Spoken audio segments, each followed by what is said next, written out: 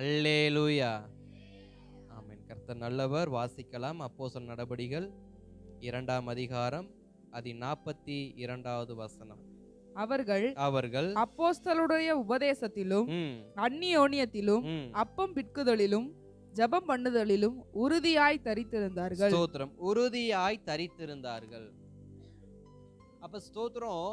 நமக்கு ஒரு ஒரு ஒரு சின்ன ஒரு கிளாரிபிகேஷன் வேணும். என்ன கிளாரிபிகேஷன் அப்படின்னா, நான் என்றைக்கும் எப்பொழுதும் வேத வசனத்தோடு என் வாழ்க்கையை வாழ்வதற்கு நான் உறுதியாக என்ன பண்ணணும்?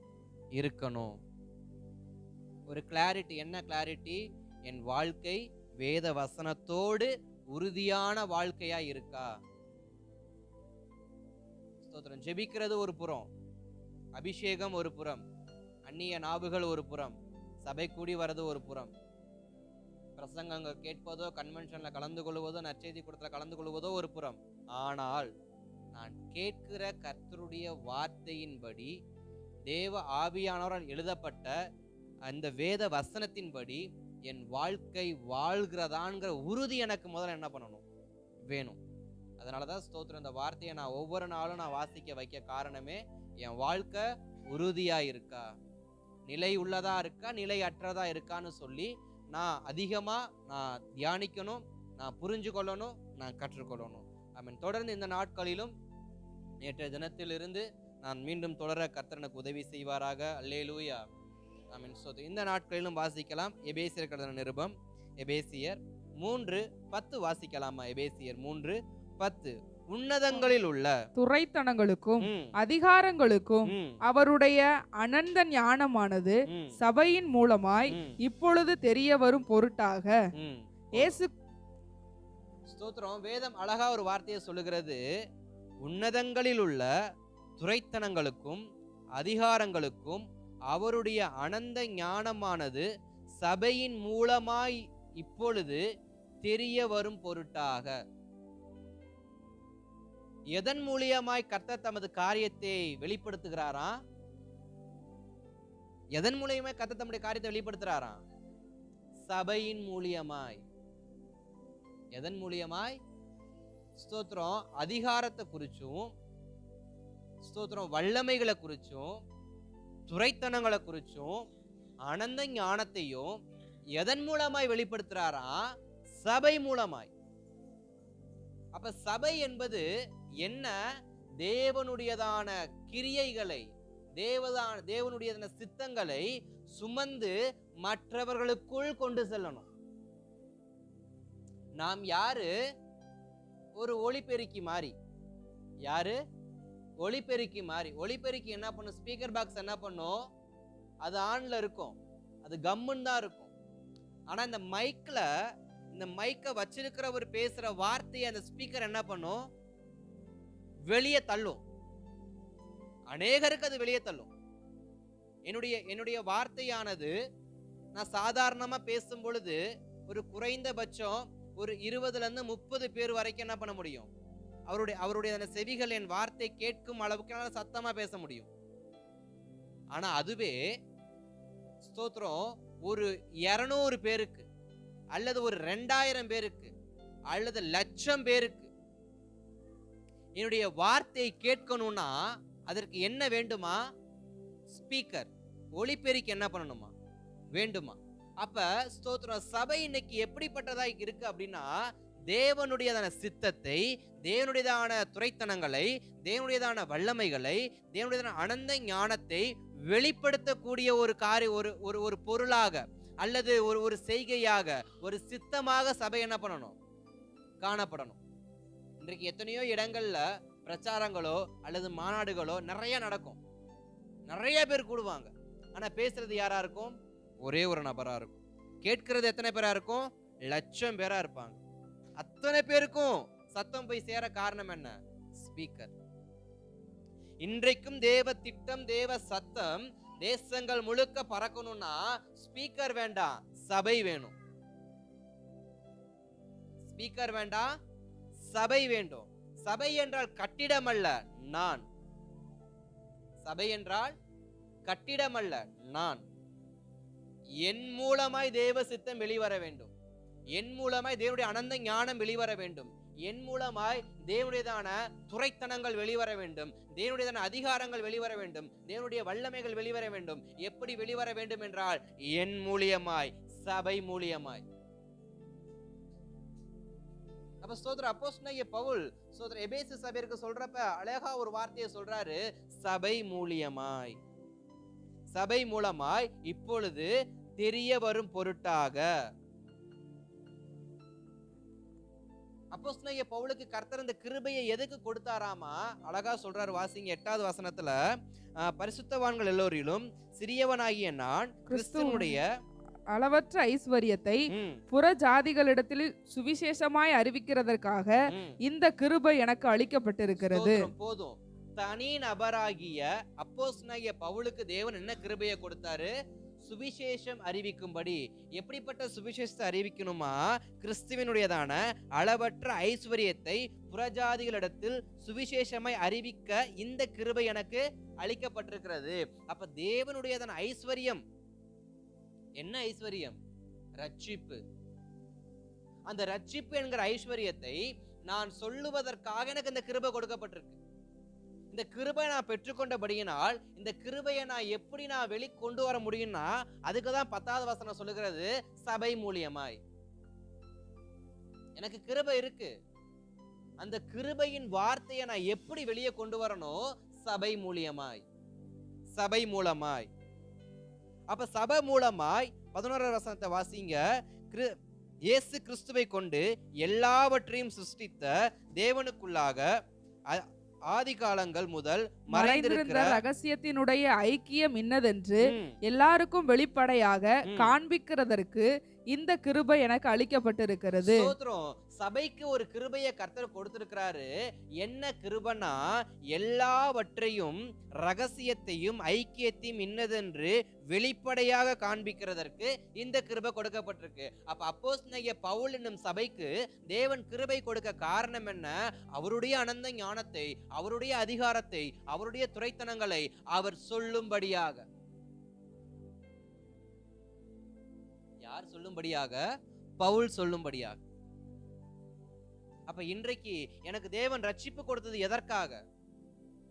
தேவன் என்னை மீட்டுக் கொண்டது எதற்காக? தேவன் எனக்கு ஸ்தோத்திரம் வேத வசனத்தை என்னுடைய ஞானத்தில் வைத்தது எதற்காக? நான் சொல்லுவதற்காக, அதை நான் வெளிப்படுத்துவதற்காக, அதை நான் மற்றவர்களுக்குள் கடத்தி செல்லும்படியாக இந்த கிருபையை இயேசு எனக்கு கொடுத்திருக்கிறார்.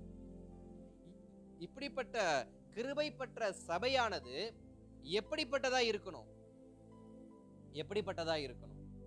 ஸ்தோத்திரம். 17வது வசனம் சொல்லுகிறது, அன்பில் வேரூன்றி விசுவாசத்திலே கிறிஸ்து உங்கள் இருதயங்களில் வாசமாய் இருக்கவும் நீங்கள் அன்பிலே வேரூன்றி நிலை பெற்றவர்களாகி. போதும். அங்க முதல் வார்த்தை சொல்லுகிறது, விசுவாசத்தினாலே கிறிஸ்து உங்கள் இருதயங்களில் வாசமாய் இருக்கவும். எப்படிப்பட்ட ஒரு இருதயத்துல இயேசு கிறிஸ்து வாசம் பண்ணுவாரா? விசுவாசம் உள்ள. விசுவாசத்தினாலே கிறிஸ்து உங்கள் இருதயங்களில் வாசமாய் இருக்கவும். இயேசு எனக்குள்ள வாசம், எனக்குள்ள என்ன வேணுமா? விசுவாசம். விசுவாசம் என்றால் என்ன? ஒரு உண்மை. எனக்குள்ள ஒரு உண்மை வேண்டும், எனக்குள்ள ஒரு விசுவாசம் வேண்டும். என் விசுவாசத்தின்படியே கிறிஸ்து எனக்குள் வாசம் பண்ண வேண்டும். வாசம் பண்ணுவது என்றால் குடியிருப்பதுன்னு ஒரு வார்த்தை சொல்லுகிறது, குடியேற்றப்படுவது என்று இன்னொரு வார்த்தை சொல்லப்படுகிறது. அப்ப தங்குவதற்கும் அதே அர்த்தம் தான். அப்ப இயேசு கிறிஸ்து என் வாழ்க்கையோடு இணைந்திருக்க நான் என்ன செய்யணுமா? விசுவாசம் உள்ளவனா இருக்கணுமா? அந்த விசுவாசத்தினாலேதான் இயேசுவை என்னோடு, இயேசுவின் கிருபையை என்னோடு, இயேசுவின் வல்லமையை என்னோடு, இயேசுவின் ஞானத்தை என்னோடு, இயேசுவின் துரைத்தனங்களை என்னோடு, இயேசுவின் அதிகாரத்தை என்னோடு வைத்துக் கொள்ள முடியும். அப்ப என்ன வேண்டுமா? விசுவாசம். ஆனா இன்றைக்கு நாம் சொல்லிக் கொள்கிறோம், இயேசு எங்க வீட்டுல இருக்கிறாரு, சகையுவின் வீட்டுக்குள்ள இயேசு போனப்ப இயேசு சகையுக்கு வச்சதான ஒரு கோரிக்கை என்ன? சகையுவின் வீட்டுக்குள்ள இயேசுநாதர் போறதுக்கு முன்னாடி இயேசுநாதர் சகையுக்கு வைத்த கோரிக்கை என்ன?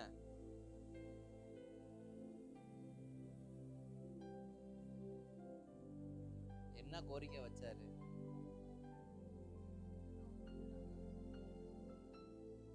நீ இறங்கி வா, நான் உன் வீட்டுல என்ன பண்ணணும்,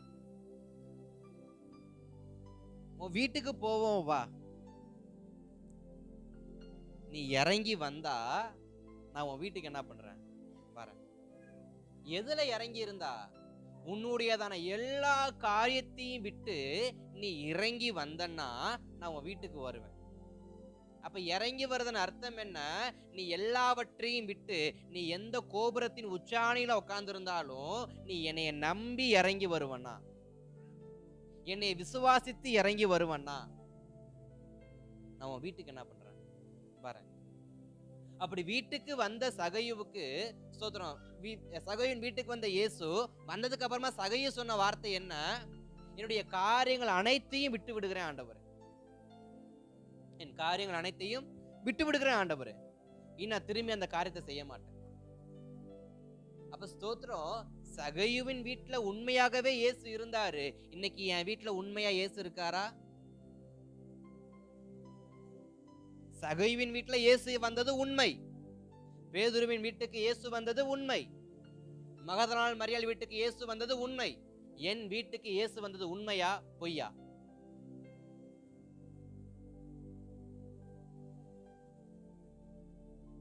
மகதலேனாள் மரியாள் வசனத்தை நல்லா கேட்டாங்க.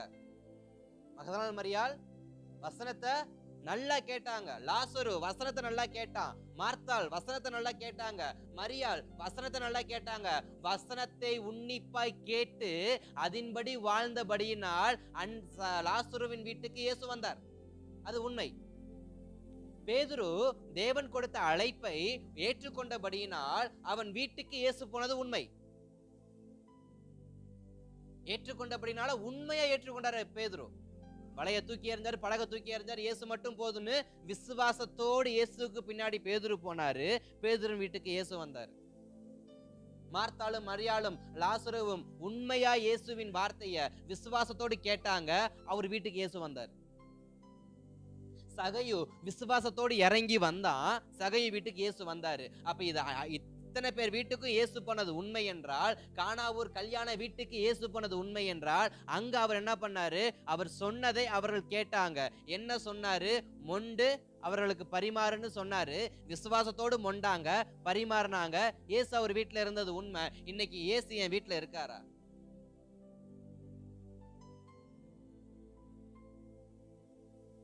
நான் வசனத்தை கேட்டா இயேசு என் வீட்டுல இருப்பாரு. இயேசு சொல்றத செஞ்சா இயேசு என் வீட்டுல இருப்பாரு. இயேசுவை நம்பி நான் இறங்கி வந்த இயேசு என் வீட்டுல இருப்பாரு. ஸ்தோத்திரம். எல்லாவற்றுக்கும் மேல இயேசுவுக்காக எல்லாத்தையும் நான் விட்டு அவருக்கு பின்னாடி வந்தா இயேசு என் வீட்டுல இருப்பாரு. இப்ப சொல்லுங்க, இயேசு நம்ம வீட்டுல இருக்காரா இல்லையா? இருக்காரா இல்லையா? இருக்காரா? அப்புறம் ஏன் பழைய காரியம் இன்னும் எனக்குள்ள இருக்கு? அப்புறம் ஏன் சகையுவின் பழைய வாழ்க்கை இன்னும் எனக்குள்ள இருக்கு? அப்புறம் ஏன் பேதுருவின் பழைய வாழ்க்கை இன்னும் எனக்குள்ள இருக்கு? அப்புறம் ஏன் ஸ்தோத்திரம் மார்த்தாள் மரியாள் லாசருவின் பழைய வாழ்க்கை இன்னும் எனக்குள்ள இருக்கு? வந்தவங்க வீட்டுக்குள்ள, இயேசு வந்த வீட்டுக்குள்ள எல்லாம் புதிய வாழ்க்கையை தொடங்கி வச்சார்ல. அப்ப இயேசு ஒரு வீட்டுக்குள்ள வந்தா புதிய வாழ்க்கை இருக்கணும்ல. அப்ப என் வீட்டுக்குள்ள இயேசு வந்து எனக்குள்ள புதிய வாழ்க்கை இருக்கணும்ல. நான் புதிய மனுஷனா இருக்கணும்ல. என் குடும்பம் தேவனுக்கு கீழ்ப்படியணும்ல. ஆனா இது எதுவுமே இல்லாம இயேசு என் வீட்டுல இருக்காருன்னு தைரியமா சொன்னா அது எப்படி சாத்தியமாகும்?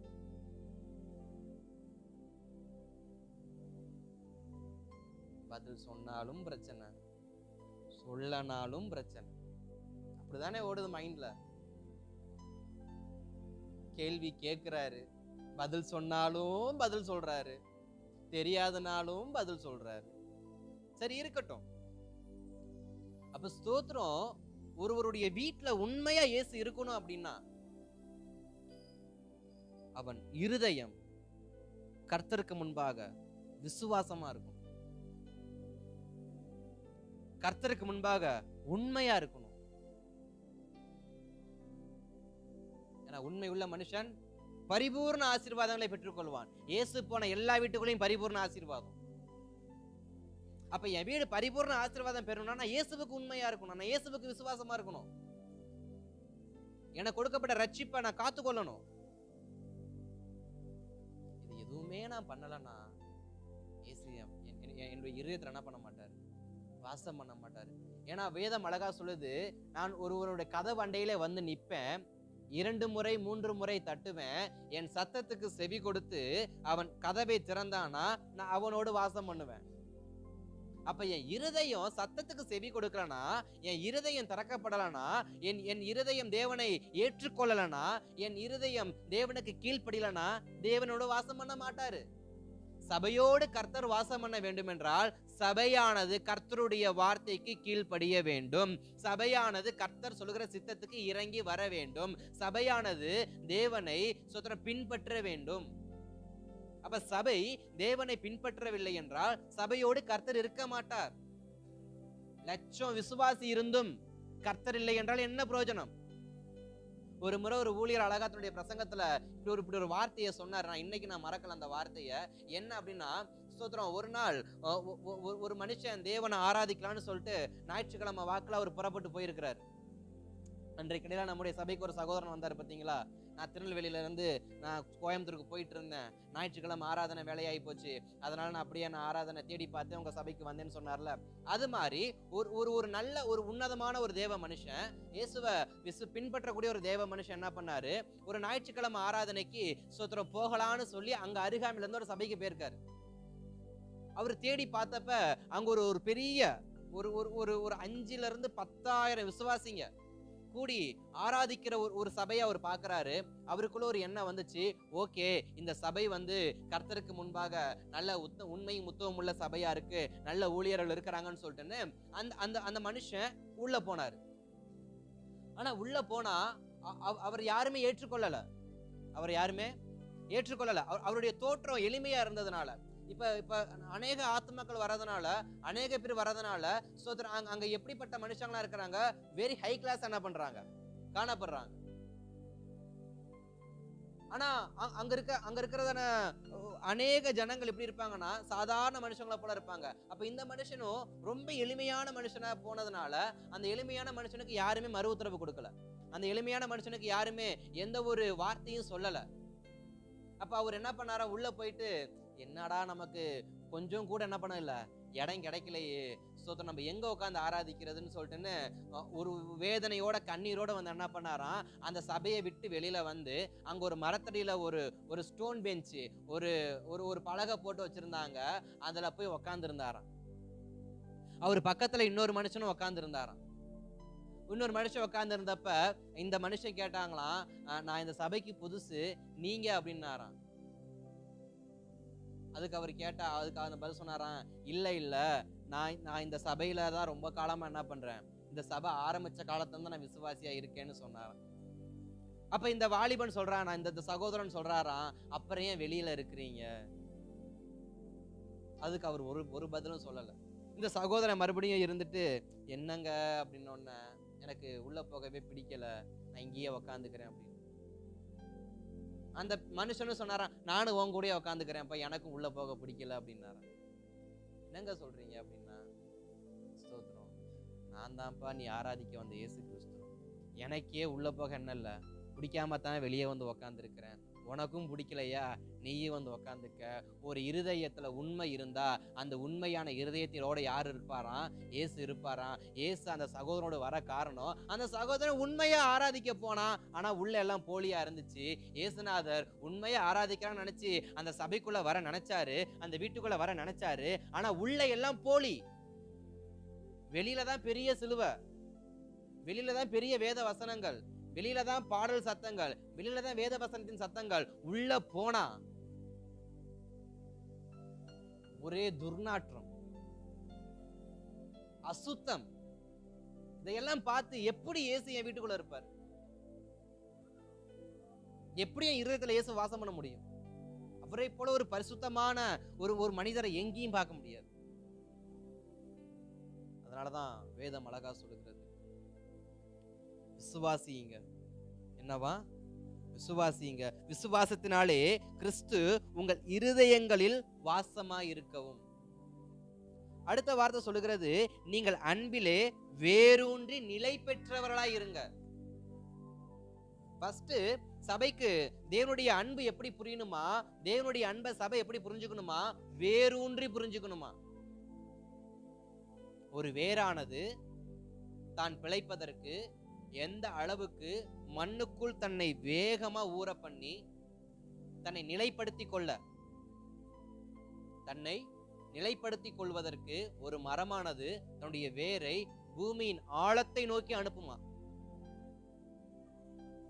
அதுபோல நான் கிறிஸ்துவுக்குள் ஆழமாய் வேரூன்றுவேன் என்றால் இந்த உலகத்தில் நான் நிலைத்து நிற்க முடியும். எப்படிப்பட்ட நிலைத்து நிற்பு தெரியுமா? நல்ல விசுவாசியா, நல்ல பரிசுத்தவானா, அன்பு நிறைந்தவனா, தேவனுக்கு பிரியம் உள்ளவனா நான் நிலைத்து நிற்க வேண்டும் என்றால், இவ்வுலகத்தில் நிலைத்து நிற்க வேண்டும் என்றால் நான் கிறிஸ்துவுக்குள் ஆழமாய் வேரூன்றிருக்கிறவனா இருக்கணும். அதனாலதான் பவுல் சொல்றார் எபேசு சபைக்கு, நீங்கள் கிறிஸ்துவின் அன்பில் வேரூன்றுங்கள். எதுல வேரூன்றணுமா? அன்பில், கிறிஸ்துவின் அன்பில். அதே 18வது வசனம் சொல்லுகிறது, அவருடைய அன்பின் அகலம், நீளம், ஆழம், உயரம். அத பாருங்க. சகல பரிசுத்தவான்களோடு கூட கிறிஸ்துவினுடைய அன்பின் ஆழமும் அகலமும் நீளமும் உயரமும் இன்னதென்று உணர்ந்து. தேவனுடைய ஆழம் எவ்வளவு? தேவனுடைய அன்பின் ஆழம் எவ்வளவு? அன்பின் உயரம் எவ்வளவு? அன்பின் அகலம் எவ்வளவு? ஸ்தோத்திரம். அது எல்லையற்றது, அது அளக்க முடியாதது, அதை அளவிட முடியாதது, அதன் உயரத்தை கணக்கிட முடியாதது. அப்ப தேவன் எப்படிப்பட்டவர்? எல்லாவற்றுக்கும் அப்பாற்பட்டவர். ஒருவருடைய அன்பை ஈஸியா நம்ம கால்குலேட் பண்ணிடலாம். ஒருவருடைய அன்பை ஈஸியா நம்ம கண்டுபிடிச்சிடலாம். உண்மையான அன்பின் அளவு எவ்வளவு, ஆழம் எவ்வளவு, உயரம் எவ்வளவுன்னு, அகலம் எவ்வளவுன்னு கண்டுபிடிச்சிடலாம். ஏன்னா அந்த மனிதனுடைய அன்பு குறைவற்றது. கோபம் அதிகமா இருக்கும், அன்பு குறைவா இருக்கும். இல்ல கசப்பு அதிகமா இருக்கும், அன்பு கம்மியா இருக்கும். அல்லது வெறுப்பு அதிகமா இருக்கும், அன்பு கம்மியா. ஏதோ ஒன்று பிளஸ் பிளஸ் அன்பு. ஏதோ ஒரு காரியம் இருக்கும், பிளஸ் அன்பு இருக்கும். அப்ப அன்பின் அளவு எவ்வளவா இருக்கும்? குறைவா தான் இருக்கும். அது அளவிட முடிஞ்சதா தான் இருக்கும். அது எண்ணிக்கைக்கு உட்பட்டதா தான் இருக்கும். பட் தேவனுடைய அன்பு அப்படி கிடையாது. அவரிடத்துல வஞ்சகம் கிடையாது, அவரிடத்தில் பொறாமை கிடையாது, அவரிடத்தில் குழப்பங்கள் கிடையாது, அவரிடத்தில் அதிகப்படமான யோசனைகள் கிடையாது, அவரிடத்துல பாவம் கிடையாது, அவரிடத்தில் அன்பை தவிர வேற எதுவும் கிடையாது. அதனால் நாம் ஆராதிக்கிற இயேசுவின் அன்பின் அகலத்தையும் ஆழத்தையும் நீளத்தையும் உயரத்தையும் எவராலும் கணக்கிட முடியாது. ஏன்னா அவர்கிட்ட வெறுப்பு இல்ல, கசப்பு இல்ல, பொறாமை இல்ல, போட்டி இல்ல. ஆனா எனக்குள்ள. அதனாலதான் சொல்றாங்க, தேவனுடைய அன்பை பரிசுத்தவானோடு சேர்ந்து என்ன பண்ணு, போய் உறுதியா இருந்து. ஏன்னா ஸ்தோத்திரம், நான் தனி ஒருவனாய் நான் தேவ அன்பை ருசிக்க நினைச்சனால முடியாது. நான் தனி ஒருவனா தேவ அன்பை நான் ருசிக்க நினைச்சனால முடியாது. அதனாலதான் வேதம் சொல்லுகிறது, நீ தனியாய் தேவ அன்பை ருசிச்ச நான் உன்னால ருசிக்க முடியாது. நீ சேர்ந்துக்கோ, பரிசுத்தவானோடு சேர்ந்துக்கோ. இன்றைக்கு நான் சந்தோஷமா இருக்கிறதற்கு நான் நம்புகிற, நான் ஏற்றுக்கொள்ளுகிறதான நண்பர்கள் என் கூட இருக்கணும். அப்ப நீளம் ஆழம் அகலத்தை நான் எப்படி உணர முடியும்னா, பரிசுத்தவனோடு சேர்ந்து கொண்டால் மட்டுமே. என்னுடைய கூட்டணி யாரு கூட இருக்கு? பவுல் எதை கேட்கிறாரு? உன் கூட்டணி யார் கூட இருக்கு? பரிசுத்தவானோடு சேர்ந்து இருந்தாக்க தேவ அன்பின் ஆழம் அகலம் உயரம் என்னதென்றதை நீ என்ன பண்ணலாம், நீ பார்க்க முடியும். ஆனா உன் கூட்டணி எங்க இருக்கு? கொஞ்சம் அத நான் யோசிக்கணும். என் கூட்டணி யார் கூட நான் வச்சிருக்கிறேன்? நான் வைத்திருக்கிற கூட்டணி தேவனுக்கு நேரா நடத்துதா, இல்ல தேவனுக்கு தூரமா நடத்துதா? என்னுடைய நண்பர்களை நான் யோசிக்கணும், என் உறவினர்களை நான் யோசிக்கணும். நான் என்னை சுற்றி இருக்கிற அத்தனை பேரையும் நான் யோசிக்கணும். எப்படிப்பட்டவர்கள்? பரிசுத்தவான்களா, தேவனுக்கு நேராய் நடக்கிறவர்களா? கொஞ்சம் யோசிக்கணும். அதேதான் 19வது வசனத்துல சொல்லப்படுகிறது, அன்பை புரிந்து கொள்ள ஜெபிக்க வேண்டுமா. எப்படியா? அறிவிக்கட்டா அந்த அன்பை அறிந்து கொள்ள வல்லவர்களாகவும் தேவனுடைய சகல பரிபூர்ணத்தாலும் நிரப்பப்படவும் அவர் தமது மகிமையினுடைய ஐஸ்வர்யத்தின்படியே உங்களுக்கு அனுக்கிரகம் பண்ண வேண்டும் என்று வேண்டிக் கொள்கிறேன். புரிந்து கொள்ள என்ன பண்ணுமா? ஜெபிக்கணுமா. எப்படி ஜெபிக்கணுமா? இயேசுவே உங்க அன்பை என் இருதயம் புரிஞ்சுக்கணும்பா. இயேசுவே உங்க அன்பை என் இருதயம் புரிஞ்சுக்கணும்பா. அன்பை புரிஞ்சுக்கவே இங்க என்ன பண்ண வேண்டியதா இருக்கான்? ஜெபம் பண்ணணுமா. ஜெபம் பண்ணாதான் தேவ அன்பைய இருதயம் என்ன பண்ண முடியும்? புரிஞ்சுக்க முடியும். ஆனா புரிஞ்சுக்க முடியாது. பிரசங்கிக்கலாம், அன்பை குறிச்சு பிரசங்கிக்கலாம், அன்பை குறிச்சு வசனங்கள் அடுக்கலாம், அன்பை குறிச்சு பாடல்கள் எழுதலாம், அன்பை குறிச்சு ஒரு நாள் முழுக்க காதல ஹெட்போனை போட்டுட்டு கேட்டுக்கிட்டே இருக்கலாம். பட் அது என் இருதயத்துக்குள்ள வரணும்னா நான் அதுக்காக என்ன பண்ணணுமா? ஜெபிக்கணுமா. நான் ஜெபித்தா மட்டும்தான் தேவ அன்பை உணர முடியும். நான் ஜெபித்தா மட்டும்தான் தேவ அன்பை நான் ஸ்தோத்திரம் பயன்படுத்த முடியும். நான் ஜெபிக்காம தேவனுடைய அன்பை நான் வெளிக்கொண்டு வர முடியாது. அப்படிப்பட்ட ஸ்தோத்திரம் அன்பை என்னால எனக்குள்ள கிரியை செய்ய வைக்க முடியாது. நான் ஜெபிக்கணும். அன்பு கிரியை செய்ய நான் ஜெபிக்கணும். தேவ அன்பு எனக்குள்ள வேரூன்ற எனக்குள்ள கிரியை செய்ய நான் ஜெபிக்க வேண்டும். ஏன்னா அன்பு தலைமுறை தாண்டி வரக்கூடியது. அடுத்த வசனத்துல சொல்லப்பட்டிருக்கும் 21ஆம் அதிகாரத்துல, சபையிலே கிறிஸ்துவின் மூலமாய் தலைமுறை தலைமுறைக்கும் சதா காலங்களிலும் மகிமை உண்டாவதாக. அப்ப அன்பு தலைமுறை தலைமுறைக்கும் கடந்து போவதற்கு நான் ஜெபிக்க வேண்டும்.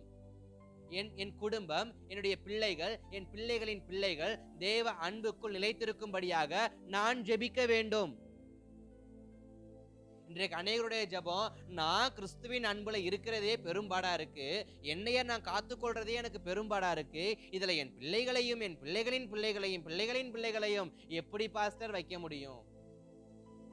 ஆனா பவுல் சொல்றாரு, சபையே தேவ அன்பை நீ மாத்திரமல்ல, உனக்கு தலைமுறை தலைமுறையாய் அதை நீ புரிந்து கொள்வதற்கு நீ இன்றிலிருந்தே ஜெபிக்க ஆரம்பிக்கணும். இன்றிலிருந்தே சந்ததிக்காக நான் ஜெபிக்கணும்.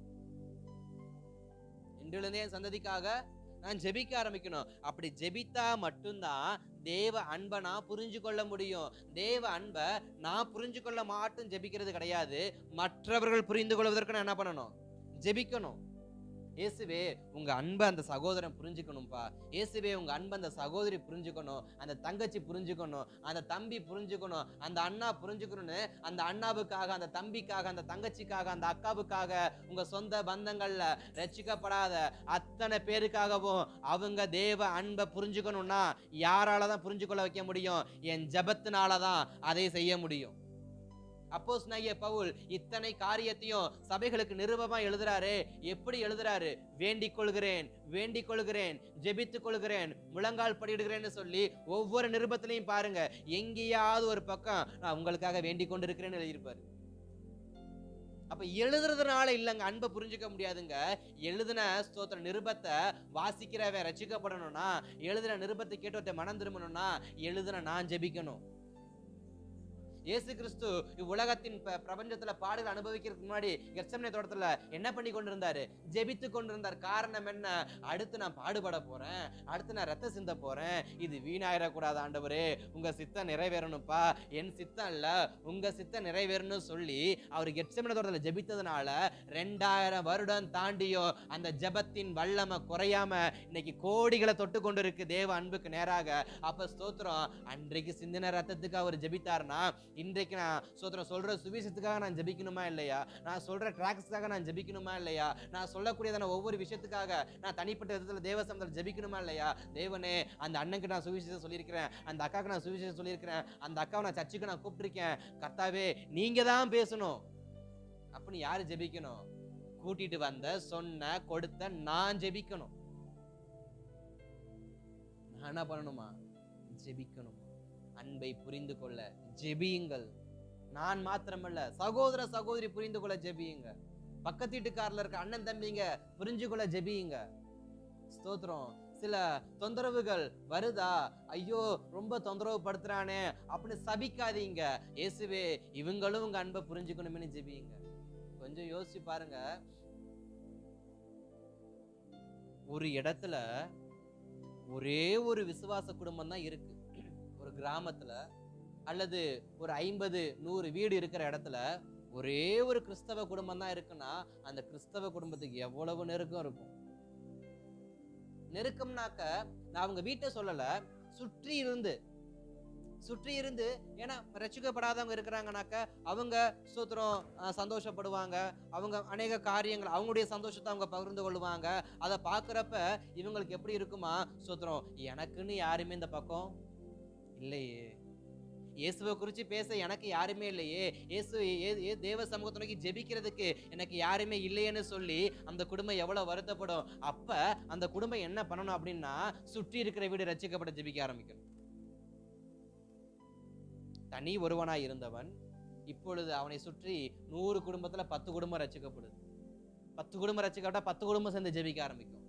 அடுத்து 20 குடும்பம், அடுத்து 30 குடும்பம், அடுத்து 70, அடுத்து 80, அடுத்து 100. அந்த ஒருவன் தொந்தரவு என்று சொல்லி விலகி போவதற்கும் அவன் ஜெபிக்கிறதுக்கும் எவ்வளவு வித்தியாசம் இருக்கு.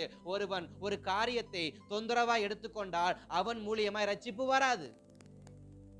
அதை அவன் தொந்தரவா எடுத்துக்கொள்ளாமல் அதை தேவ சித்தமா எடுத்துக்கொண்டு அந்த பகுதிக்காக ஜெபித்தான்னா பகுதி முழுக்க ரட்சிக்கப்படும். ஒரு பெரிய சுவிசேஷத்தின் அறுவடைய அந்த குடும்பம் செஞ்சிருக்கும்.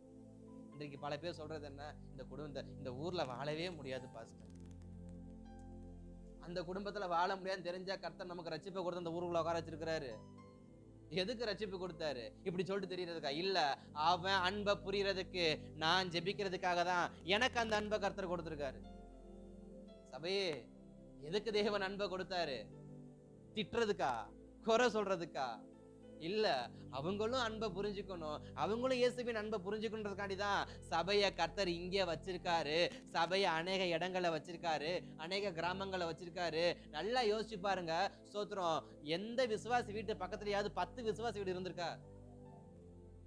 இருக்காது, இருக்கவே இருக்காது. காரணம் என்ன? நீ அந்த 10 வீட்டையும் விசுவாசியா மாத்ததுக்காக தான் உன்னைய கொண்டு போய் கர்த்தர் அங்க வச்சாரு. நான் என்ன பண்ணிட்டு இருக்கிறேன்? திட்டி தீத்து புலம்பி கண்ணீர் வடிச்சுக்கிட்டு இருக்கேன். இல்ல, அன்பை புரிந்து கொள்ள ஜெபியுங்க, ஜெபியுங்க.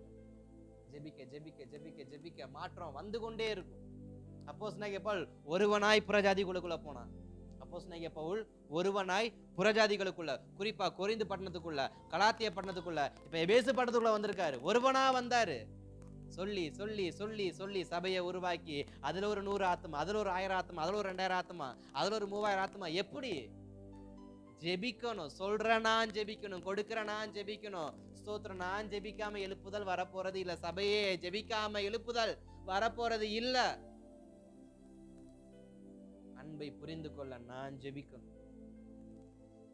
அதான் பவுல் அங்க அழகா கற்றுக் கொடுக்கிறார். 4ஆம் அதிகாரத்தை திருப்பி பார்த்தீங்கன்னா, சபையாகிய நாம் நடக்க வேண்டிய விதத்தை அங்க பவுல் எழுதியிருக்கிறார்.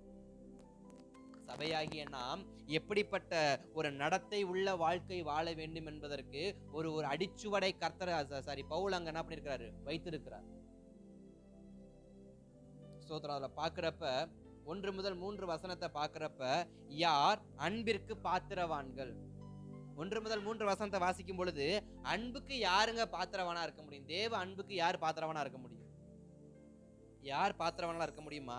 வசனம் அழகா சொல்லுகிறது, ஆதலால் கர்த்தர் நிமித்தம் கட்டுண்டோனாகிய நான் உங்களுக்கு சொல்லுகிற புத்தி என்னவெனில், நீங்கள் அழைக்கப்பட்ட அழைப்புக்கு பாத்திரவான்களாய் நடந்து. என்ன புத்தி சொல்றாரு? நீ அழைக்கப்பட்ட அழைப்புக்கு எப்படிப்பட்ட வாழ்க்கையை வாழணுமா?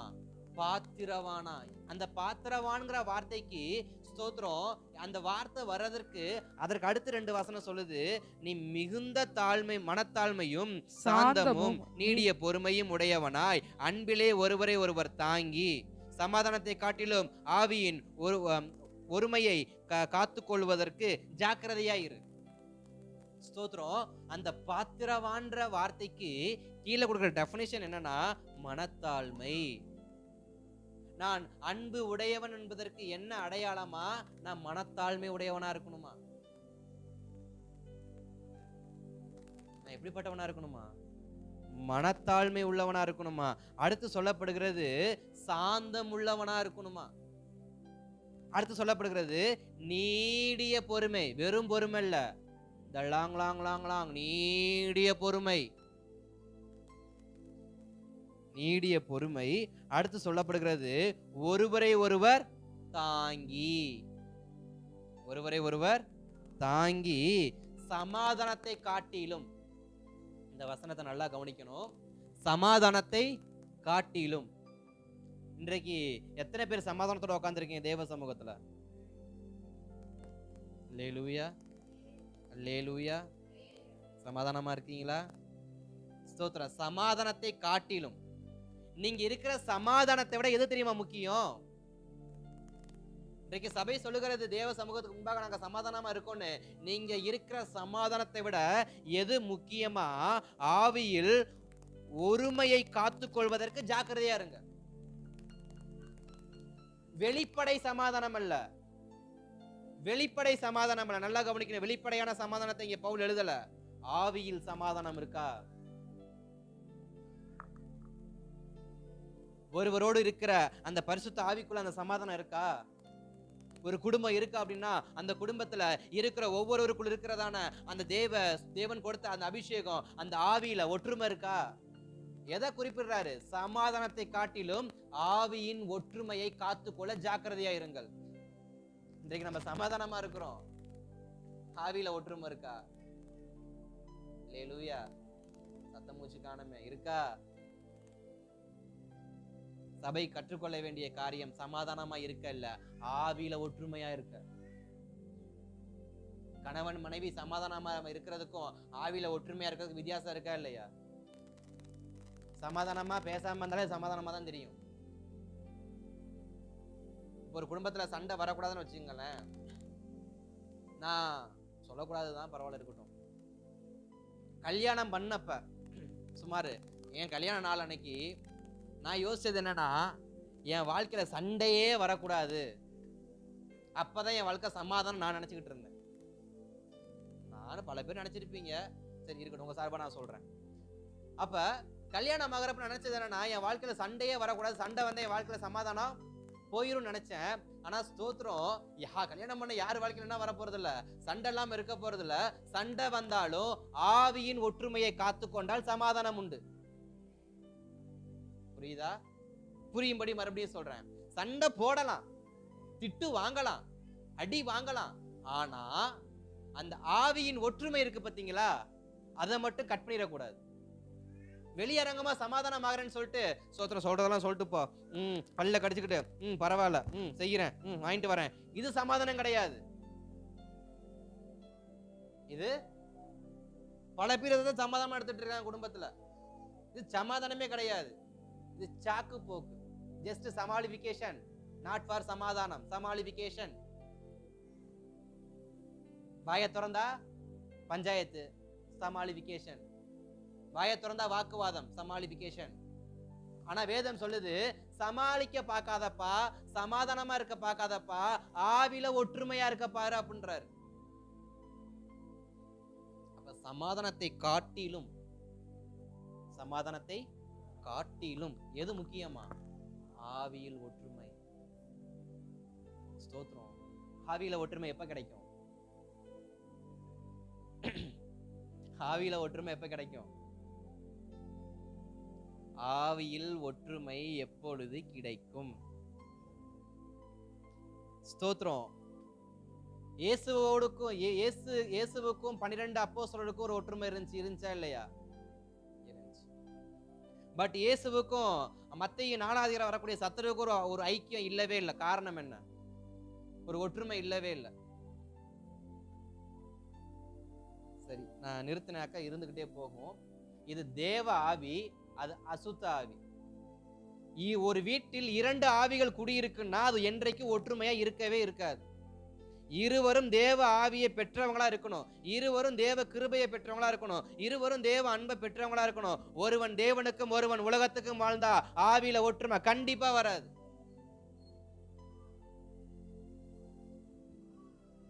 ஏன் சோதரன், யூதாஸ் காரியத்துக்கும் பேதுருக்கும் என்ன வித்தியாசம்? நாண்டு கொண்டு செத்த யூதாசுக்கும் அழுது ஒப்புரவான பேதுருவுக்கும் என்ன வித்தியாசம்?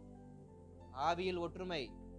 இவன் ஆவி பணத்துல இருந்துச்சு, இவன் ஆவி உலகத்துல இருந்துச்சு, இவன் ஆவி வேதபாரகரையும் பரிசேயரையும் ஆயக்காரனையும் அந்த வெள்ளி பணத்துல இருந்துச்சு.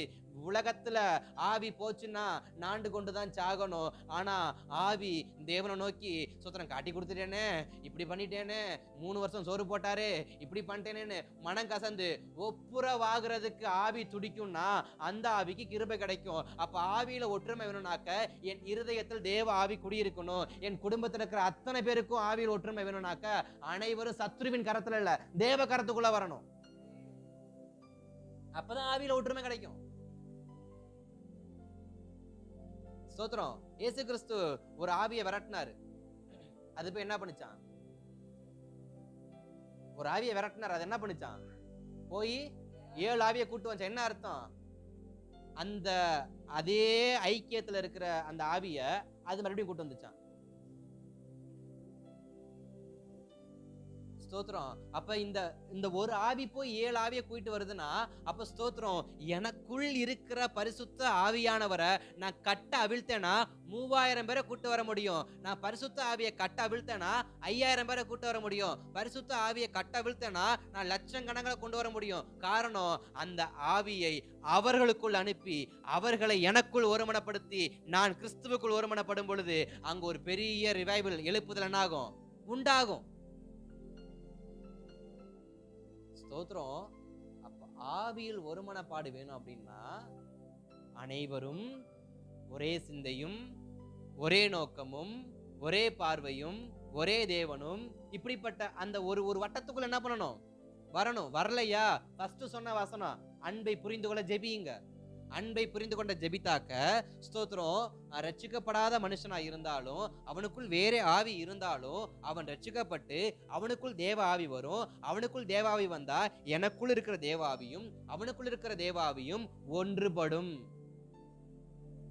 Plus into plus plus. அதனால ஆவியில ஒற்றுமைக்கு என்ன பண்ணணுமா? ஃபர்ஸ்ட் சொன்ன வசனம், அன்பை புரிந்து கொள்ள ஜெபிக்கணும். 2வது ஆவியில ஒற்றுமை வேணும்னாக்க அன்பை புரிந்து கொண்டாருனாக்க சண்டை என்ன பண்ணாது? வராது. வரவே வராது. தேவ ஆவியை பெற்றுக்கொண்ட யாரும் சண்டை போட மாட்டாங்க. அல்லேலூயா. என்ன குழப்பமா இருக்கா? தேவ ஆவியை பெற்றுக்கொண்ட யாரும் என்ன பண்ண மாட்டாங்க? அப்பைக்கப்ப சத்துரு எட்டி பார்க்கறனாலதான் சண்டை வருது. அல்லேலூயா. ஒரே ஆவியா இருந்தா சண்டை வராது. ஏன்னா அது அன்பின் ஆவி. பாடுறோம்ல, அன்பின் ஆவியானவரே, பாட சொல்றோம்ல, பாடுறோம்ல. பட் அந்த அன்பின் ஆவியை சீரா வச்சிருக்கிறோமா? அப்பக்கப்ப ஒரு பிரேக், ஒரு பள்ளத்தாக்கு, ஒரு மேம்பாலம், இப்படி பல இது என்ன பண்ணுது? வருது. கேட்டா ஹைவேஸ்னாக்க அப்பக்கப்ப ஏத்த இறக்க இருக்கணும் பாஸ்டர். இல்லைனாக்க வண்டி போற பாதை தெரியாம என்ன ஆயிரும்? போயிரும். அது ஒரு பக்கம் இருக்கட்டும். பட் என் ஆவியில் தேவன் கொடுத்த அந்த அன்பின் ஐக்கியத்தில் பவுல் அநேகரை கண்டிப்பாரு, அநேகரை திட்டுவாரு. பட் அவர் என்றைக்கும் அந்த அன்பின் அந்த லெவல்ல என்ன பண்ணல? இறங்கல, ஏறல, சமமா வச்சிருந்தாரு. அதனாலதான் ஸ்தோத்திரம், தீமோத்தேயுவையும் நேசிச்சாரு, தீத்துவையும் நேசிச்சாரு, பிலமோனையும் நேசிச்சாரு. ஸ்தோத்திரம், அவரை விட்டு பின்வாங்கி போனவனையும் என்ன பண்ணாரு? நேசிச்சாரு. அப்ப அவருடைய அன்பின் அளவு என்ன பண்ணல? மாறல. தீமோத்தேயுக்கு எழுதுறப்ப இப்பிரபஞ்சத்தின் மேல் ஆசை வைத்து தேமா போயிட்டான்னு சொன்னப்ப தேமா நாசமா போட்டு நான் சொன்னாரு. தேமாவை பார்த்த பேசாதனா சொன்னாரு. தேமா போயிட்டான்பா, நீயும் பின்வாங்கி போயிடாத. அன்பின் அளவு, அன்பின் அளவு. ஜெபிக்க வேண்டிய ஒரு முக்கியமான காரியம், எனக்குள் தேவ அன்பு சீரா என்ன பண்ணணும்? சபை ஜெபிக்க வேண்டிய ஸ்தோத்திரம், அந்த ஆதி ஸ்தானத்துல சபை போய் உட்காரணும்னா தேவ அன்புல சபை சமமா இருக்கணும். ஏற்ற மறக்கம் இல்லாமல், நயவஞ்சகம் இல்லாமல், பாரபட்சம் இல்லாமல் சரியா இருந்தால் ஒரு மனம் உண்டாகும்.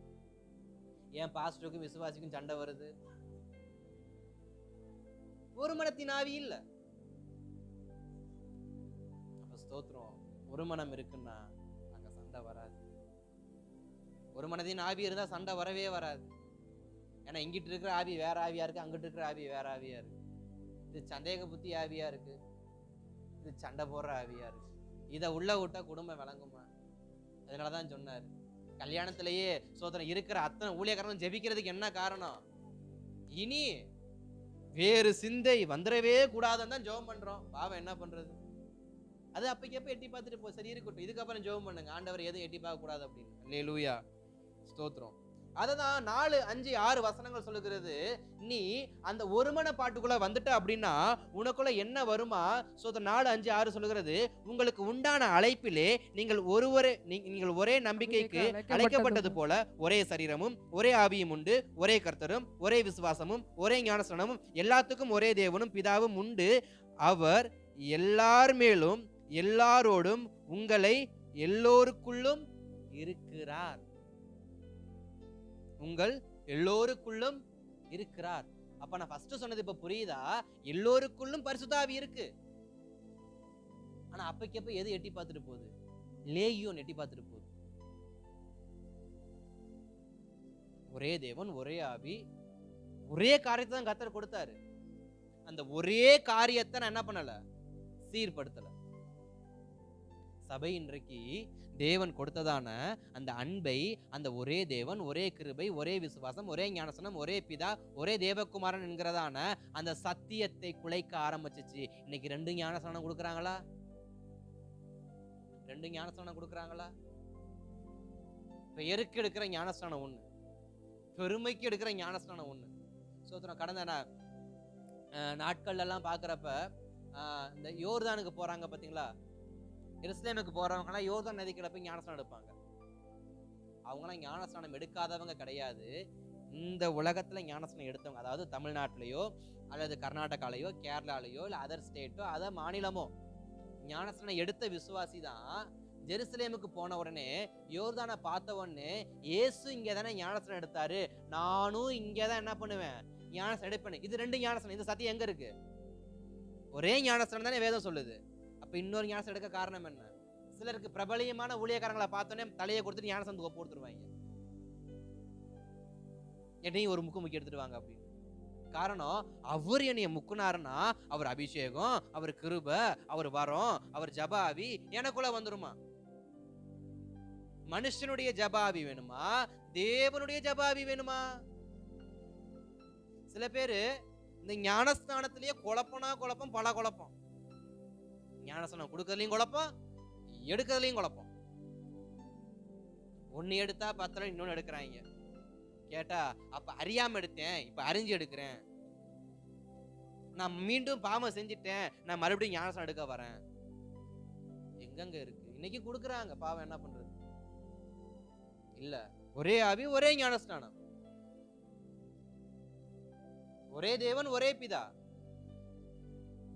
பிதாவாகிய தேவனும் குமாரனா இயேசு கிறிஸ்துவும் பரிசுத்த ஆவியும் மூவரிலும் ஒருவரே. மூணையும் பிரிச்சு இன்னைக்கு என்ன பண்றாங்க? கூறு போட்டு வித்துக்கிட்டு இருக்கிறாங்க. பிதா ஒருவரே, அதாவது ஆவியானவர் மட்டும்தான் ஒரு கூட்டம், இயேசு மட்டும்தான் இன்னொரு கூட்டம், பிதா மட்டும்தான் இன்னொரு கூட்டம். இதுல ஞானஸ்நானம் எடுக்கிறது வேற. இயேசுவின் பேர்ல ஞானஸ்நானம் எடுக்க கூடாது. ஆவியானவர் எங்க வந்தாரு? இல்ல இல்ல இல்ல, ஒரே தேவன், ஒரே ஆவி, ஒரே பிதா, மூவரும் ஒருவரே, ஒருவரில் மூவரே. அல்லேலூயா, ஸ்தோத்திரம். அப்ப நான் எதுல ஜாக்கிரதையா இருக்கணுமா? இந்த ஒரே தேவன், ஒரே ஆவி. அந்த வசனத்தை மறுபடியும் வாசிங்க. உங்களுக்கு உண்டான அழைப்பினாலே நீங்கள் ஒரே நம்பிக்கைக்கு அழைக்கப்பட்டது போல. ஃபர்ஸ்ட் என்னுடைய நம்பிக்கையில நான் அசையக்கூடாது. ஒரே நம்பிக்கை இயேசு மேல. வாசிங்க. ஒரே சரீரமும், ஒரே சரீரம், ஒரே ஆவியும் உண்டு, ஒரே கர்த்தரும், ஒரே விசுவாசமும், ஒரே ஞானஸ்நானமும், எல்லாருக்கும் ஒரே தேவனும் பிதாவும் உண்டு. அவர் எல்லார் மேலும் எல்லாரோடும் உங்கள் எல்லோருக்குள்ளும் இருக்கிறவர். ஸ்தோத்திரம். அப்ப அதை என்ன பண்ண கூடாது? மாற்றி மாற்றி மாற்றி மாற்றி அமைக்க கூடாது.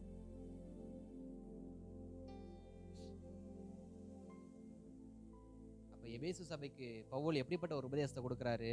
இதையெல்லாம் மாத்துறதுக்கு ஒரு கூட்டம் என்ன பண்ணும்? வரும். வேறு இயேசுவை காட்டுவாங்க, வேறு அபிஷேகத்தை காட்டுவாங்க, வேறு வழியை காட்டுவாங்க, வேறு பைபிளை காட்டுவாங்க, வேற சத்திய பிரமாணத்தை காட்டுவாங்க. இது எதையுமே ஃபாலோ பண்ணிராத. எல்லாம் ஒன்றே ஒன்று. இயேசு கிறிஸ்து இன்றைக்கு வேற யாருக்கும் பைபிள் எழுதும்படி கிருபை கொடுக்கல. இயேசு கிறிஸ்து யாருக்கும் வேற நாமத்தில் ஞானஸ்நானம் கொடுக்கும்படி அதிகாரம் கொடுக்கல. இயேசு கிறிஸ்து வேறு சத்தியத்தை வேற எந்த தூதர் மூலியமாகவும் இந்த உலகத்துக்கு என்ன பண்ணல, கொடுக்கல. அப்போஸ்தலன் பவுல், யாக்கோபு, யோவான், பேதுரு, லூக்கா, மத்தேயு, மார்க்கு இவங்களை தவிர புதிய ஏற்பாட்டுல கர்த்தர் வேற யாரையும் இணைக்கவும் இல்லை. பழைய ஏற்பாட்டுல சொல்லப்பட்ட மொத்த வேதாகமத்தின் 66 புஸ்தகங்களை தவிர வேறு புஸ்தகத்தின் வழியாய் பிரசங்கித்தால் அது வேறே வேதம். புரிந்து கொள்ளணும். எதுல நான் சீர் பொருந்தணுமா? ஒரே நம்பிக்கை, ஒரே சரீரம், ஒரே ஆவி, ஒரே கர்த்தர், ஒரே விசுவாசம், ஒரே ஞானஸ்நானம், ஒரே தேவன், ஒரே பிதா. இதுல நான் ஒருமனப்பட்டாதான் 12-13 வசனம் சொல்லுது, நீ சீர் பொருந்த முடியும்.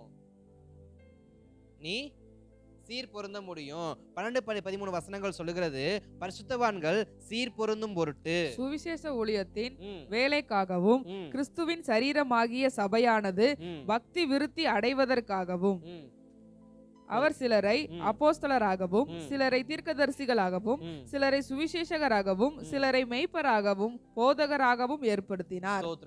இந்த தெளிவு இருக்கும் என்றால் நான் என்ன செய்ய முடியுமா? போய் மற்றவங்களை சீர்படுத்த முடியும். சபையானது எதற்காக வைக்கப்பட்டிருக்குதான்? பக்தி விருத்தியை ஏற்படுத்துவதற்காக. சபையானது எதற்கு? சீர் பொருந்ததை காண்பிக்கவும் பக்தி விருத்தியை வெளிப்படுத்துவதற்காக தான் கர்த்தர் சபையை வைத்திருக்கிறார். ஆனா பக்தி விருத்தியை காண்பிக்க வேண்டிய நாம், சீர் பொருந்துதலை காண்பிக்க வேண்டிய நாம் பல குழப்பங்கள்ல இருக்கிற பொழுது சீர் பொருந்துதலை எப்படி காண்பிக்க முடியும்? அதனாலதான் தெளிவுபடுத்துறாரு, நீ சீர் பொருந்து, ஒரே தேவன், ஒரே பிதா, ஒரே கர்த்தர், ஒரே இயேசு, அந்த ஒரு வார்த்தையில நீ ஃபர்ஸ்ட் உறுதியாரு, நீ சீர் பொருந்து. அதனாலதான் பேதுருவை பார்த்து சொன்னாரு, நீ முதலாவது குணப்படு, உன்னோடு கூட சேர்ந்த அநேகர் என்ன பண்ணு, பலப்படுத்து, குணப்படுத்துன்னு சொல்லி சொன்னாரு. அப்ப நான் ஃபர்ஸ்ட் என்ன சீர்படுத்தும்? சபையாகிய நான் என்னை சீர்படுத்தும் பொழுது அதே 12வது வசனத்தின் பிற்பகுதியில் சொல்லுது, சபையானது பக்தி விருத்தி அடைவதற்காகவும். அப்ப சபை எதற்காக? பக்தி விருத்தி அடைய. என்னைய பாக்குறவங்க மத்தவங்க பக்தி விருத்தி அடையணும். அல்லேலூயா. என்னைய பார்த்து மத்தவங்க சீர் பொருந்தணும். இந்த வார்த்தை கேட்க அநேகர் கஷ்டமா தான் இருக்கணும். நான் மத்தவனுக்கு முன்னாடி சாட்சி உள்ள வாழ்க்கையே வாழணும். என்னைய பார்க்கறவங்க குடும்ப சீர் பொருந்தணும். என்னைய பார்க்கறவனுடைய பக்தி விருத்தி அடையணும். என்னைய பார்க்கறவனுடைய பக்தி குறையக்கூடாது. என்னைய பார்க்கறவனுடைய ஐக்கியம் குறையக்கூடாது. என்னைய பார்க்கறவங்களுக்குள்ள எந்த ஒரு விதமான என்னை வைத்து தர்க்கங்கள் என்ன பண்ணக்கூடாது, வரக்கூடாது. காரணம் என்னன்னா, நான் சாட்சியா இருக்கணும். அந்த அக்காவை போல பாரு, அந்த அண்ணாவை பாரு, அந்த குடும்பத்தை பாரு, எப்படி கிறிஸ்துவுக்குள்ள அன்பா இருக்கிறாங்க, எப்படி கிறிஸ்துவுக்குள்ள ஐக்கியமா இருக்கிறாங்க, எப்படி கிறிஸ்துவுக்குள்ள பக்தி வைராக்கியமா இருக்கிறாங்க. இப்படிப்பட்ட வார்த்தை வரணுமே தவிர நான் சீர் பொருந்து உள்ளவனா இருக்கணும், நான் பக்தி விருத்திக்கு ஏதுவா இருக்கணும். சபையாகிய நான் எப்படிப்பட்டவனாய் இந்த தேசத்துக்கு என்னைய காண்பித்துக் கொண்டிருக்கிறேன்? பக்தி விருத்தியவா, சீர் பொருந்துதலையா, இல்ல சண்டைகளையா, இல்ல பிரிவினைகளையா, இல்ல குழப்பங்களையா, இல்ல தவறான பக்தியையா, இல்ல தவறான வழிகாட்டுதலையா, தவறான ஜபத்தையா? இல்ல, நான் எதுக்கு இந்த உலகத்துல இருக்கிறேன்னா என் மூலியமாய் அநேகர் பக்தி விருத்தி அடைய. ஃபர்ஸ்ட் என் ஆவி சீர் பொருந்தினாதான் மத்தவனுக்கு சொல்ல முடியும். நானே அப்பக்கப்ப சோத்திரம் நானல போல ஓடிக்கிட்டு இருக்கிறேன். இந்த காத்தடிச்சா இந்த பக்கம் போறேன், இந்த காத்தடிச்சா இங்கிட்டு போறேன். அப்புறம் நான் எங்க சீர்பட? அதான் சபைக்கு சொல்றாரு, சபையே ஃபர்ஸ்ட் நீ சீர்படு, நீ சீர் பொருந்து. உனக்குள்ள பல குழப்பம் இருக்கு, ஃபர்ஸ்ட் நீ ஜெபத்துல உட்காந்து உன்னைய நீ ஒருமனப்படுத்திக்க. அப்பதான் நீ அநேகருக்கு பக்தி விருத்திக்கு ஏதுவான ஒரு பாத்திரமா என்ன பண்ண முடியும், மாற முடியும். பேதுரு பக்தி விருத்திக்கான பாத்திரமா மாற காரணம் என்ன? பவுல் பக்தி விருத்திக்கு ஏதுவான பாத்திரமா மாற காரணம் என்ன? அவர்கள் தங்களை கிறிஸ்துவுக்குள் சீர்படுத்தி கொண்டார்கள். நான் என்னை சீர்படுத்தாமல் மற்றவர்களை சீர் பொருந்த வைக்க முடியாது. நான் பக்தி விருத்திக்கு ஏதுவான பாதையில் இல்லாமல் மற்றவர்களை பக்தி விருத்திக்கு ஏதுவான பாதையில் என்ன பண்ண முடியாது, நடத்த முடியாது. இப்ப சபையானது எதற்கு இருக்கணுமா? பக்தி விருத்திக்கு ஏதுவாக. பக்தி விருத்திக்கு ஏதுவாக என்னைய பார்த்தாங்கன்னா அவங்களுக்கு பக்தி உண்டாகும். இடையில ஒரு சகோதரிய சாட்சியை நான் கேட்டேன். அதை சொல்றதுக்கு அந்த சாட்சி தகுதி உள்ள சாட்சி தான். என்னன்னா, ஒரு நாள் சேர்ந்து ஜெபித்து இருக்கிறாங்க. அவங்க குடும்பத்துல சேர்ந்து ஜெபித்து இருக்கிறாங்க. ஜெபித்து கொண்டு அதிகாலை நேரத்துல ஒரு 5:30 மணி இருக்கும். ஜெபித்து கொண்டு இருக்கும் பொழுது திடீர்னு அந்த சகோதரர் அதிக அதிக அதிக தேவ அந்த அன்புல நிறைந்து அந்நிய பாஷைகளை பேசி அவர் ஜெபிக்க ஆரம்பிக்கிறாரு. நடந்த சம்பவம் என்னன்னா, 2வது ரூம்ல தூங்கிட்டு இருந்தவரு, எந்த ரூம்ல? 2வது ரூம்ல தூங்கிட்டு இருந்தவரு இந்த ஜெபத்தின் சத்தத்தை கேட்டு குடு குடு குடு குடு ஓடி வந்து எங்க வந்து உட்காந்துட்டாராம். ஜெபத்துல உட்காந்து அவரும் ஜெபிக்க ஆரம்பிச்சிட்டாரு. அப்ப நான் எப்படிப்பட்டவனா இருக்கணும்? பக்தி விருத்திக்கு ஏதுவாக. என்னைய பாக்குறவங்க ஜெபத்துல வந்து உட்காரணும். என்னைய பாக்குறவங்கள சோத்திரம் தேவ சமூகத்துக்கு வர ஒத்துக்கணும். அதுக்கு நான் எப்படிப்பட்ட பாத்திரமா இருக்கணும்? பக்தி விருத்தியை வெளிப்படுத்துற பாத்திரமா இருக்கணும். நான் பக்தி விருத்தியை காண்பிக்கலாம், மத்தவங்க எப்படி பக்திகளை நடத்த முடியும்? எபேசு சபைக்கு சொல்றாரு, எபேசு சபையே, நீ அநேகர பக்தி விருத்திக்கு நேரம் என்ன பண்ணணும்? நடத்தணும். அதுக்கு நீ சீர் பொருந்தணும். மற்ற பட்டணங்களை மற்ற சபைகள்ல ஸ்தோத்திரம் கொரிந்து சபையில பூந்த கள்ள உபதேசத்தை போல, கலாத்திய சபையில பூந்து நீ பிரமாணத்தை பின்பற்றுன்னு சொன்னது போல உனக்குள்ளேயும் சில ஆவி என்ன பண்ணும்? புறப்பட்டு வரும். நீ சீர் பொருந்திக்க. தேசம் கடைசி காலத்துல இருக்கிறோம். இன்றைக்கு அனைவருடைய விசுவாசத்தை குலைக்கிறதற்கு, அனைவருடைய பக்தியை கெடுக்கிறதற்கு, அனைவருடையதான சுத்தம் தேவனுக்கும் அவங்களுக்கும் இருக்கிறதான அந்த ஐக்கியத்தை கெடுக்கிறதுக்கு பல உபதேசங்கள் புறப்பட்டு வந்து கொண்டிருக்கிறது. பல கள்ள போதகர்கள் வந்து கொண்டிருக்கிறாங்க. பல பிரச்சனைகள், பல விதமான சுத்தம் போராட்டங்கள் வந்து கொண்டிருக்கிறது. அதற்கு நான் முதலாவது கிறிஸ்துவுக்குள் என்னை சீர் பொருந்த பண்ணிவிட்டால், நான் பக்திக்கு நேராக நடந்து விட்டால் எதுவும் என்னை அணுக முடியாது. அதுக்குதான் இன்னைக்கு இந்த வார்த்தை. சபை எதற்கு? சீர் பொருந்தி பக்தி விருத்தியை வெளிப்படுத்துவதற்கு. சீர் பொருந்தி பக்தி விருத்தியை வெளிப்படுத்துவதற்கு. சபை என்றால் யார்? நான் தான் சபை. நானே தான் சபை. நான் சீர் பொருந்தனும், நான் பக்தி விருத்திக்கு எதுவாக இருக்கணும். அல்லேலூயா, அல்லேலூயா. நல்ல அல்லேலூயா. சபை எதற்காக? பக்தி விருத்தியை வெளிப்படுத்துவதற்காக. ஜெபிக்கலாமா? தேவ சமூகத்துல அப்படியே நம்மளை நாமே ஒப்பு கொடுத்து, அல்லேலூயா, அல்லேலூயா. சபையாகிய நான் அன்புல வேரூன்றணும். சபையாகிய நான் அன்பை புரிந்து கொள்ள ஜெபிக்கணும். சபையாகிய நான் மற்றவர்கள் அன்பை உணர ஜெபிக்கணும். சபையாகிய நான் என் தலைமுறைக்கு அன்பை கொண்டு போகணும். சபையாகிய நான் அழைப்புக்கு பாத்திரவனா நடக்கணும். சபையாகிய நான் மனத்தாழ்மையோடு, சாந்தத்தோடு, பொறுமையோடு ஒருவரை தாங்கணும். ஆவியில ஒற்றுமை வேணும். நான் இன்னைக்கு என் குடும்பத்தை தாங்குறேனா இல்ல தள்ளி விடுறேனா? என் குடும்பத்தை நான் ஒரு மனதோடு இருக்கிறேனா இல்ல ஒரு மனமற்றவனா காணப்படுகிறேனா? தேவ சமூகத்துல சபையாகிய நான் அன்பு அன்பு அன்புல வேரூன்றணும். பரிசுத்தவான்களோடு சேரணும். அன்பின் ஆழம், அகலம், உயரம், நீளத்தை நான் உணரணும். இதுவரைக்கும் எனக்கு அன்பினுடைய ஆழம், நீளம், அகலம், உயரம் தெரியாது. நான் நம்பணும். நான் அதை ஏற்றுக்கொள்ளணும். சபையாகிய எனக்கு இந்த கிருபையை கொடுங்க ஆண்டவரே.